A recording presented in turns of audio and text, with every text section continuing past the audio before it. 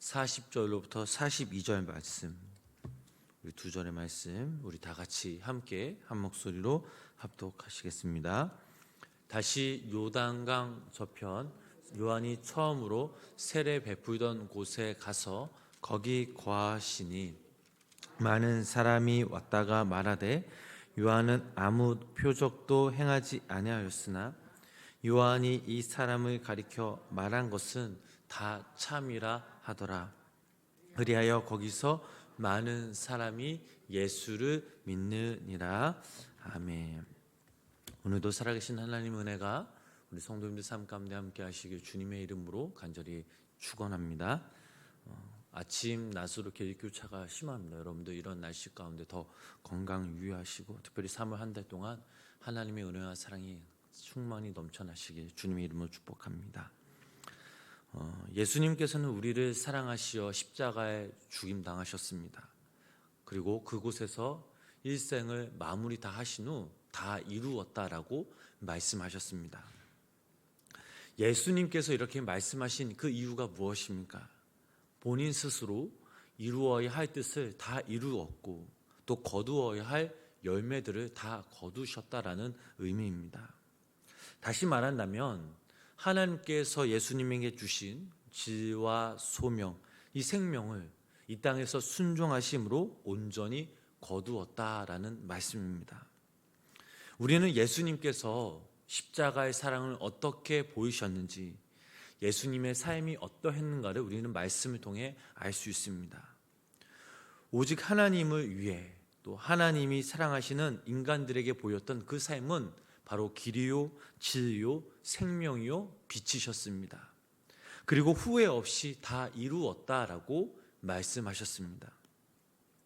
인간의 몸으로 오신 그 예수님이 어떻게 후회 없는 삶, 완전한 삶을 사셨을까요? 오늘 본문 말씀을 통해 저희들은 그 해답을 조금씩 찾을 수 있습니다. 우리 본문 40절 말씀 우리 다시 한번 함께 읽어보도록 하겠습니다. 다시 요단강 저편 요한이 처음으로 세례 베풀던 곳에 가사 거기 거하시니. 아멘. 여기에서 요한은 세례 요한을 말하고 있습니다. 요한이 처음으로 세례 베풀던 곳이란 바로 요단강을 의미하고 있습니다. 이곳은 예수님께서 공생애를 시작하실 때 세례 요한으로부터 세례를 받으시던 곳이었습니다. 본문 말씀은 예수님이 다시 그곳을 찾아 거하셨다라고 말하고 있습니다. 거하셨다라는 이 단어의 뜻은 몇 시간 머무른 의미가 아닌 며칠 머무셨다라는 그런 의미를 가지고 있습니다. 왜 예수님께서 다시 이곳으로 찾아오셨을까요? 예수님이 공생애를 시작하시기 전 세례 요한은 요단강에서 많은 사람들에게 회개할 것을 촉구하였습니다. 그리고 진심으로 회개하고 하나님을 믿는 사람들에게 세례를 베풀었습니다. 세례란 무엇입니까? 자신의 그 모든 죄를 주님께 고백하며 동시에 그 죄를 깨끗이 씻음받고 주님만을 위해 살겠다는 고백과 결단의 예식이었습니다. 세례는 죄인인 인간을 위한 하나님의 선물입니다. 그런데 그 세례의 현장에 하나님의 아들 예수 그리스도가 나타나셨습니다. 예수님이 그 자리에 나타나신 그 이유가 무엇입니까? 죄인이 받는 그 세례를 자신도 세례 받으시겠다라는 의미입니다. 예수님을 알아본 이 세례 요한은 아마 깜짝 놀랐을 것입니다. 하나님의 아들 예수 그리스도가 자신 앞에 무릎을 꿇고 죄인이 받아야 할 세례를 받는 것이 너무나 당황스러웠기 때문입니다. 세례 요한은 예수님께 이렇게 말했죠. 요한이 말려 이르되 내가 당신에게 세례를 받아야 할 터인데 당신이 내게로 오시나이까? 라고 이렇게 말을 합니다. 세례 요한의 말에 들은 예수님이 그때 뭐라고 답변하셨습니까? 예수께서 대답하여 이르시되 이제 허락하라. 우리가 이와 같이 하여 모든 의를 이루는 것이 합당하니라 하시니 이에 요한이 허락하는지다라는 그런 말씀이 있습니다. 이와 같이 한다라는 것은 무슨 뜻입니까? 죄인들처럼 자신도 무릎을 꿇는 것을 의미하고 있습니다. 하나님의 아들 예수 그리스도가 굳이 무릎을 꿇어야 합니까? 아닙니다. 하지만 성자 하나님이신 예수님은 자신의 권위를 벗어 던지고 세례 요한 앞에서 무릎을 꿇었습니다. 무릎을 꿇는 이 자체는 어찌 보면 참으로 부끄럽고 자신의 자존심을 내려놓는 것과 같습니다. 참으로 쉽지 않은 행동이죠. 하지만 예수님께서는 인간의 발 앞에 무릎을 꿇으셨습니다.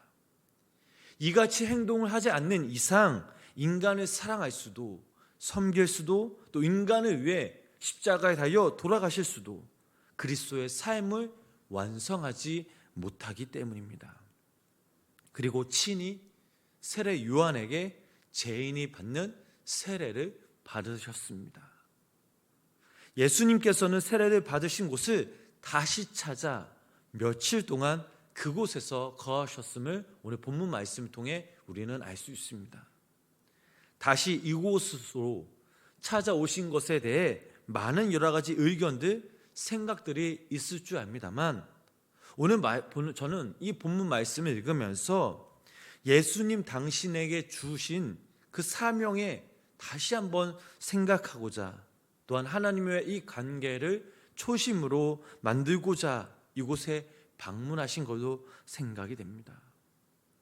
세례 요한에게 무릎 꿇고 죄인들이 받았던 이 세례를 받으셨던 그 현장에 다시 돌아와 그때 품었던 그 마음들을 되새김으로 끝까지 하나님과의 관계를 놓지 않고 주의 일에 헌신할 수 있었습니다. 이런 마음과 이런 자세가 있었기에 예수님은 단 한순간도 헛되이 여기지 않고 매 순간순간마다 그 상황을 너무나도 소중히 여기셨던 것입니다. 하나님이 사랑하는 그 인간들을 위해 사랑과 섬김으로 처음 그 마음 끝까지 지키심으로 죄인들을 위해 당신의 그 목숨을 버릴 수 있었습니다. 만약 이 첫 마음을 잃어버렸더라면 예수님에게 이 모든 일들은 불가능한 일이었습니다. 우리도 살아가면서 이 초심이 참으로 중요합니다. 예수님과의 그 첫사랑, 그 첫 만남을 확인하는 것은 우리 신앙생활을 점진적으로 발전시키는 데 있어 중요한 밑거름이 되기 때문입니다. 여러분들은 이런 주님과의 첫 만남이 기억나십니까? 저는 아직도 제 순간순간마다 이런 주님과의 그 첫 만남을 잘 간직하고 있습니다. 목회하시던 그 아버지가 교회에 어떤 일로 힘들어하시는 걸 알고 목회는 내 길이 아니다 결정하고 나서는 유학생활 내내 방황했던 그런 기억이 납니다. 세상에서 가장 더럽고 가장 악한 것들을 모두 다 경험하며 살았습니다. 주일날 예배 드린 것, 그냥 그것은 형식적인 예배였습니다. 제 삶 가운데 예수 그리스도의 존재는 존재하지 않았습니다. 주님은 인생에서 주님은 지우고 다른 그 무언가들을 세상적인 것들을 채우기 시작하였던 것입니다. 그런데 어느 날 대학교 마지막 이 4학년 때 단기 선교팀을 만나게 되었고 첫째 날 그 첫째 집회 시간 때 지금 저희 교회 담임 목사님이신 이구영 목사님 말씀을 통해 주님께 온전히 회개하며 나아갈 수 있었습니다. 그때 저는 처음으로 진심으로 또 전심으로 하나님을 만나게 되었고 집회 기간 내내 하염없이 흐르는 그 눈물을 감당할 수 없었습니다. 그리고 4년 내내 동안 지었던 그런 악한 죄들을 내가 주님 앞에 고백할 때 하나님께서 제 마음을 어루만져 주시고 다시 한번 목회의 길로 인도하셨던 그 마음, 그 초심이 아직까지 생각이 납니다. 여기 계신 우리 성도님들 역시 이런 하나님과의 그런 분명한 만남, 인격적인 만남이 있었을 것입니다. 이런 가정들이 있었기에 우리들 모두 하나님의 자녀가 될 수 있었고, 지금 이 새벽 이 시간 저희들 이곳에 모여서 함께 예배 드릴 수 있었음을 고백할 수 있습니다. 이 땅에서의 인생은 누구에게나 단 한 번밖에 주어지지 않습니다. 우리가 더 이상 시간을 낭비하지 않기를 원한다면 인생의 그 무대에서 막이 내리는 순간 지난 날을 후회하며 탄식하지 않으려면 이제 우리는 처음 시작된 그 첫 자리로 돌아가서 우리의 마음을 또 우리의 모습을 회복해야 될 줄 믿습니다. 주님으로 인해 우리의 마음이 날마다 새롭게 거듭나게 변화될 줄 믿습니다. 그래서 우리는 예수 그리스도 이름으로 거듭나며 이 예수 그리스도를 통해 천국에 소망을 두며 살아가야 합니다. 그런데 여기에는 한 가지 조건이 있습니다. 우리를 자녀 삼아 주신, 우리를 영원한 생명으로 이끄신 그 예수 그리스도 한 분만을 바라봐야 합니다. 우리가 먼저 기도해서 구원받았나? 아니죠. 우리가 기도하기 전, 하나님을 알기 전 하나님께서 예수 그리스도를 통해 우리를 먼저 부르셨음을 믿으시기를 바랍니다. 그리고 우리에게 영원한 생명을 주셨습니다. 우리에게 믿음이란 이 귀한 선물을 베푸신 주님께 우리들 역시 우리의 마음을, 우리의 삶을 주님께 믿고 맡기며 드려야 될 줄 믿습니다. 우리가 살아가면서 예배 열정을 우리가 부어야 합니다. 우리의 마음과 우리의 정성을 우리가 드려 하나님께 예배할 때에 이 예배를 통해서 우리가 더욱더 하나님과의 인격적인 만남, 또 하나님과의 더 친밀한 관계를 맺을 수 있습니다. 그리고 매 순간순간마다 우리의 간절한 기도 제목들을 주님께 아뢰야 합니다. 기도는 그리스도인의 절대적인 의무입니다. 기도는 내 욕망의 기도가 아닌, 내 뜻을 위한 기도가 아닌 하나님의 나라를 위한 기도, 하나님의 뜻을 위한 기도, 또 타인을 위한 기도, 우리의 죄와 허물을 용서해 달라는 기도, 세상의 유혹과 제약으로부터 구별된 삶을 살겠다는 결단의 기도, 이런 기도가 우리 안에 필요할 줄 믿습니다. 사랑하는 우리 성도 여러분, 이제 우리는 이 새벽 다시 한번 우리가 새로운 삶을 결단할 수 있습니다. 늦었다고 생각하십니까? 아니죠.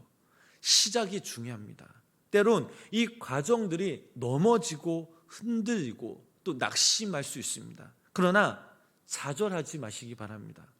우리를 일으켜 세우시는, 우리를 인도하시는 예수 그리스도와 우리와 함께 하심을 믿으시기를 바랍니다. 영원한 나라, 영원한 권세, 영원한 그 영광을 지니신 그 하나님 한 분만을 바라보심으로 하나님 아버지께서는 예수 그리스도를 통해 우리에게 영원한 그 생명을 주시고 당신의 방법으로, 당신의 영광과 권세로 저희와 함께하고 계심을 믿기에 저희들은 주님만을 의지하며 새로운 삶을 실천하며 살아갈 수 있습니다. 바라옵기는 여기 계신 우리 성도님과 제가 주님과의 그 첫 만남, 그 첫사랑을 회복하시며 나아가실 때 우리의 믿음이, 또 우리의 신앙이 날로 성숙되어지며 또 주님의 일에 함께 동참할 때에 하나님께서 주시는 참 평안과 참 기쁨과 영원한 그 생명을 마음껏 누리시며 살아가시는 귀한 믿음의 성도님들의 삶이 되시길 주님의 이름으로 간절히 축원합니다. 기도하겠습니다. 주님의 높고 위대하심을 찬양합니다. 오늘도 이 시간, 이 새벽 저희들을 불러 모으시고 당신의 은혜와 사랑을 다시 한번 깨닫게 하시니 감사를 드립니다. 우리의 지난 날을 생각해 보면 주님을 믿는다 하면서 내 스스로 너무나 부족했고 또 바보처럼 살아왔음을 고백합니다. 우리의 인생이 끝나는 그 순간 후회 없는 삶이 아닌 참으로 감사했다, 참으로 기뻤다, 모든 것이 다 하나님의 은혜였다라는 고백이 나올 수 있도록 저희들 삶의 자리에서 최선을 다해 주님만을 예배하며 주님만을 섬기며 주님께 모든 것을 아뢰며 기도하는 귀한 믿음의 성도님의 삶이 되도록 성령님 함께하여 주시옵소서. 이제 다시 주님을 만난 그 첫 만남, 그 시간을 우리가 기억할 때 우리의 마음이, 우리 심령이 회복해 하시고, 아버지 하나님, 우리가 더욱더 주님께 한 걸음 한 걸음 주님께 믿음으로 나아가게 하여 주시옵소서. 처음 그 마음으로 아내와 남편을 사랑하며 자식들을 사랑하며 부모님들을 공경하며 이웃을 사랑하는 마음을 주시고, 우리의 삶이 주님으로 인해 가장 가치 있는 삶, 의미 있는 삶을 보낼 수 있도록 성령님 인도하여 주시옵소서. 하나님, 이 시간 우리 성도님들의 간구와 기도를 들어 주시옵소서. 주님만이 우리의 마음을 아실 줄 믿습니다. 주님만이 우리의 마음을 위로하여 주실 줄 믿습니다. 성령님, 이 시간 우리의 마음을 어루만져 주시고, 또 오늘도 이 땅에서 살아갈 때에 우리 삶 가운데 누르고 흔들어 차고 넘치는 복으로 말미암아 기뻐하며 주께 감사함으로 영광 돌리는 귀한 믿음의 성도님의 삶대로 성령님 함께하여 주시옵소서. 예수님의 이름으로 간절히 기도드렸습니다. 아멘.